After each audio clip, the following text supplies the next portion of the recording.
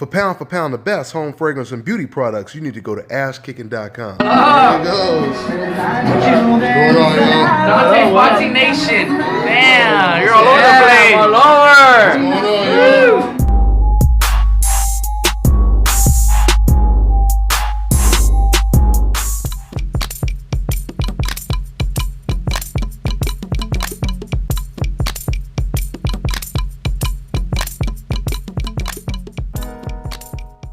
Dontaesboxingnation, what's going on, guys? So ESPN and RAFAEL, who immediately said after Lomachenko beat Rigo this past weekend that Lomachenko would have gave Floyd Mayweather at 130 hell and possibly would have beat him. Pretty much every single professional boxer and trainer or anyone in the boxing industry that has heard Dan RAFAEL say this, they have all pretty much reacted the same way. So Robert Garcia, he was asked to give his thoughts on Dan RAFAEL saying that Lomachenko would possibly beat Floyd Mayweather. And Robert Garcia, he said never. He said Lomachenko would have no chance against the Floyd Mayweather at 130. He said Dan RAFAEL, because he works for ESPN, he has to suck their balls. And then Robert's son, Pita, Robert Garcia Jr., who you guys see on the left of this photo right here, he said Dan RAFAEL has a very biased opinion. Now, Robert Sr., he continued by saying, you know, Dan RAFAEL is cool. He sees him a lot, but he says he knows better than that. He knows boxing, and he knows that that's not true. And he repeated, Lomachenko would have no chance against Floyd Mayweather. You know, I said this before, and I'm going to go ahead and say it again. To me personally, I don't really have a problem with someone saying Lomachenko would give Floyd Mayweather a fight. The problem I have with Dan RAFAEL are the inconsistencies when he's talking about who would possibly beat who in these fantasy matches. Because if he would have said, after Terrence Crawford beat Ndongo, if he would have came out and said, now this Terrence Crawford would have gave Floyd Mayweather a hell of a fight, he would have gave him hell, right? If he would have mentioned other fighters against Floyd Mayweather, other fighters on the coincidental list, then it wouldn't sound so damn biased when he said it. This is why I agree with almost everything that Robert Garcia just said about Dan RAFAEL, except one thing. I don't believe that Dan RAFAEL is doing this because he works for ESPN. Dan RAFAEL is doing this because he is the Grand Wizard of decafs. See, the thing is, if this was just an ESPN thing, then once again, Dan RAFAEL would have said the same thing when Terrence Crawford knocked out Ndongo. But Terrence Crawford doesn't have his Hope insurance, so he wouldn't say that about Terrence Crawford.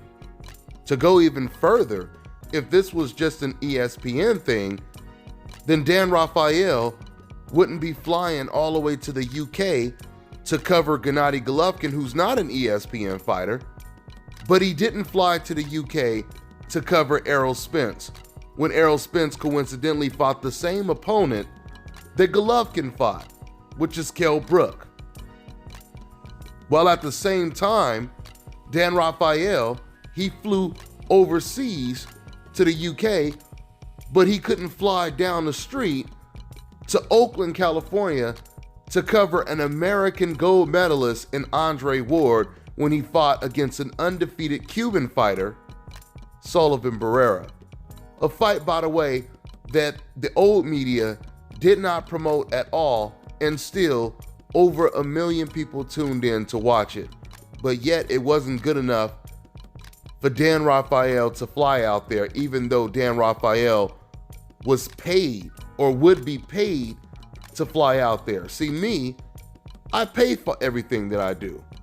I have to pay to cover all of these fights. When I go cover Golovkin's fights, when I go cover Andre Ward's fights, I pay to cover all these fights. But Dan RAFAEL has the luxury of everything being inclusive. when he goes and covers these fights. And yet he still didn't cover, once again, an American gold medalist in his own country. Can you imagine a journalist that works for the biggest sporting network in the UK not covering an Anthony Joshua fight, a Chris Eubank fight, a James DeGale fight that is in the country? Can you imagine them not covering the fight? It would never happen in the UK.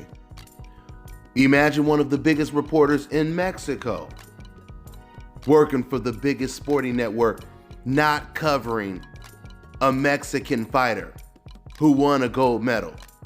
But forget about winning a gold medal. Just a very well-known Mexican fighter fighting on a big network. It would never happen. It would never happen.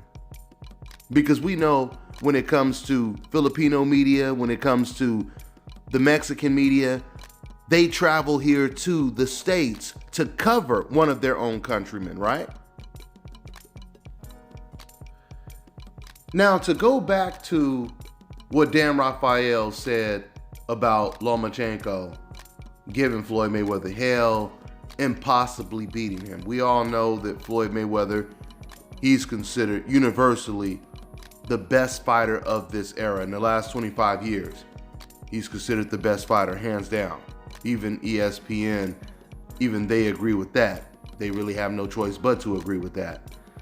With that being said, I want to try to put this in a perspective to where any decaf can understand how ridiculous it sounds to make the comparison. And not just ridiculous, but how offensive it is when that is the only, or Lomachenko is the only fighter you compare to Floyd Mayweather with all these other fighters that have come along. Now picture this. Since Dan Rafael is playing Fantasy World, Warcrafts or whatever, which it looks like he probably plays, let's go ahead and play a little Fantasy Boxing World. Now, imagine, let's just imagine Lomachenko, the same Lomachenko today. Let's imagine that he moved up in weight. He continued to move up in weight from 130 or from 126. He moved all the way up to welterweight, right? At the time, Floyd Mayweather is pound for pound the best fighter in the world. Lomachenko moves all the way up to welterweight. He beats Floyd Mayweather, dominates Floyd Mayweather, right? Then he beats Pacquiao. Then he moves up, fights Canelo at a catchweight, dominates Canelo Alvarez. Now we're gonna make this look real good for Lomachenko. So let's remove the Orlando Salido loss. Let's say Lomachenko, he's 50-0 now. He's not 11-1 or whatever his record is, 10-1, whatever his record is now. He's 50-0. He's never lost. Okay? He's never lost. He's 50-0. He retires. And by the way, when Lomachenko beat Canelo Alvarez, the much bigger, stronger Canelo Alvarez, Lomachenko at the time was 37 years old. Okay? Now keep in mind, guys, for anybody that knows anything about boxing, the majority of greats, their careers were pretty much over by their early 30s. The majority of great fighters, they were a shadow of themselves by the time they got into their 30s. From Ali to Sugar Ray Leonard, Sugar Ray Robinson, etc., etc. Okay, so you guys have the scenario. Lomachenko, after he beats Canelo Alvarez at 154, and now he's 50-0, he retires. The world has Lomachenko as number one, the greatest fighter in the last 25 years. Okay? Now, all of a sudden, let's say a fighter on the coincidental list, like, let's say Guillermo Rigo, or even Gary Russell Jr. We could use a couple different names on a coincidental list. Let's just say, hypothetically, Roman Gonzalez, at the time when he was undefeated, and he was being praised as pound for pound, number one, number two, one of the best fighters in the world. Let's say he moved up 2 weight classes to fight any of these guys on a coincidental list, right? Gary Russell, Rigo, and Roman Gonzalez, he ends up quitting or he ends up losing to Gary Russell Jr. Then Gary Russell Jr., he beats everyone at 126, dominates them. From Frampton to Leo Santa Cruz. And the list just goes on and on. Now here comes the rhetorical question. Do you think ESPN's Dan Rafael would have said right after Gary Russell beat Roman Gonzalez that moved up 2 weight classes that this guy right here would have gave Lomachenko hell and possibly he would have beat Lomachenko? Do you think any decaf in the sport of boxing would have said that? Do you think they would have even been comparing Gary Russell to Lomachenko? We already know the answer to that question. That's all I got for now, guys. I'm on to the next one.